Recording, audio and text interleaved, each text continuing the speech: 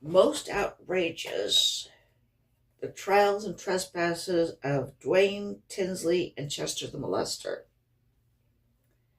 Okay, I've written a review of this book, which I can't get onto Amazon because this was a free copy sent to me, and I bought the book just so I could review it, but it hasn't been mailed to me yet. I will put a review up. But anyway, I'm going to read some of what I've written. The story of Dwaine Tinsley, cartoonist of the notorious Hustler magazine, accused and prosecuted for the incestuous molestations of his preteen through teenage daughter, is a story so fraught with drama, tragedy, irony, and paradox that it's hard to imagine an author up to the challenges. True crime stories of fathers taking sexual advantage of their daughters have been commonplace in the media and a staple in courtroom trials since the second wave of the women's movement began training its sights on the abuses of the patriarchy in the 1970s. But the employment of Tinsley gave his case a special vision. Hugh Hefner's Playboy was known for its pose of sophistication, as Hefner failed the girl next door look. Bob Guccioni's penthouse was more daring, and its pets looked a little more experienced and sophisticated, but they also were airbrushed.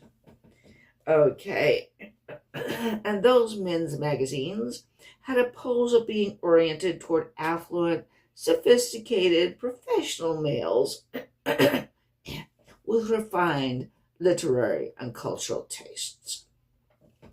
Hustler dramatically dropped all such pretensions. Its models deliberately defied conventional beauty standards, often leering and flaunting an in-your-face grossness, as it showcased women who appeared jaded, shop-worn, and likely to be found in cowboy bars. It ran pictures of women who were pregnant, extremely obese, and of amputees. And then there were the cartoons, filled with jokes about racism, dismemberment, body functions.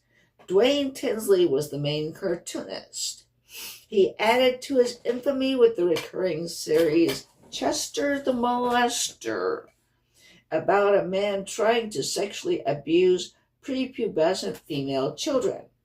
That the creator of this cartoon would be arrested for sexual abuse of his daughter seemed to vindicate those who attacked pornography, whether on old-fashioned moralistic grounds or newfangled feminist ones. Bob Levin, expert on comics, cultural historian, and journalist, who's been a workers' compensation lawyer for over 40 years, might well be the only writer capable of successfully tackling the subject. And successfully tackle it he does, and most outrageous. He brings the reader into the story as he finds it and tells it in prose that is emotionally powerful and richly poetic. Okay, here's a quote. I saw pain and tragedy dripping from this tale like Spanish moss. I heard shrieks and moans and skeletons rattling and garments rending.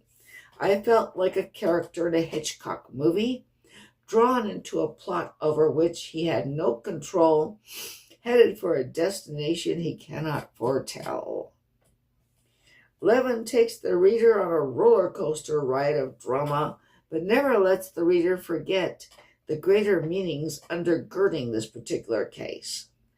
The gag cartoon has long played a major role in American political and social commentary, as it showcases the country's First Amendment commitment to freedom of speech, including the most subversive of speech. Levin aptly observes The gag cartoons been a basic club in the American humorist's bag, wielded sweetly in the most wholesome of family periodicals and more bodily on the most scurrilous of postcard racks. They supplied an attitude which bonded creators, publishers, and readers. Flint wanted cartoons savage and unhinged. And that's how he got them. Tinsley supplied what Flint wanted, and he even changed the brute to Chester the Protector during Flint's brief stint as a born-again Christian, but Chester returned to his gross ways when Flint discarded his faith after the shooting. And anyway, my article goes on, and, I don't